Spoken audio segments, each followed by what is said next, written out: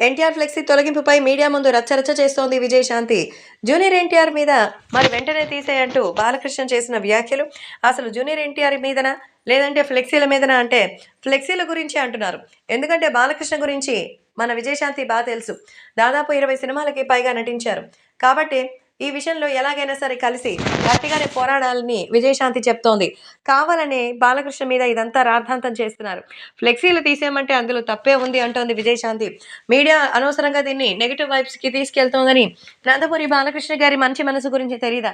Maybe వాళ్ళిద్దరి మధ్య కుటుంబ సభ్యుల మధ్య విభేదాలు ఉండొచ్చు. కానీ రాజకీయంగా ఏం లేదు కదా! కానీ దీన్ని పొలిటికల్‌గా తీసుకెళ్తున్నందుకు చాలా నాకు షాక్ అనిపిస్తోంది. ఎందుకిలా చేస్తున్నారంటూ మండిపడుతున్నారు మన విజయశాంతి. ఈ నేపథ్యంలో విజయశాంతి తాజాగా షాకింగ్ కామెంట్స్ చేసింది. ఎన్టీఆర్ ఫ్లెక్సీలు స్వాగతం, సుస్వాగతం అని వర్ధంతికి ఎవరైనా మరి ఫ్లెక్సీలేస్తారా? అసలు ఆ బోర్డు పెట్టిన వాళ్ళని అనాలి. దీనివల్ల ఇప్పుడు ఎన్టీఆర్‌కిను, బాలకృష్ణకు ఇద్దరికీ ఇమేజ్ స్పాయిల్ అయితుంది. అసలు ఫ్యాన్స్ అనేవాళ్ళు ఉన్నప్పుడు మరి ఏదైనా మంచి పనులు చేయాలి గానీ, ఇలా బ్యానర్‌లేసి, కటౌట్‌లేసి సీఎం అంటే అరిస్తే ఏమొస్తుంది?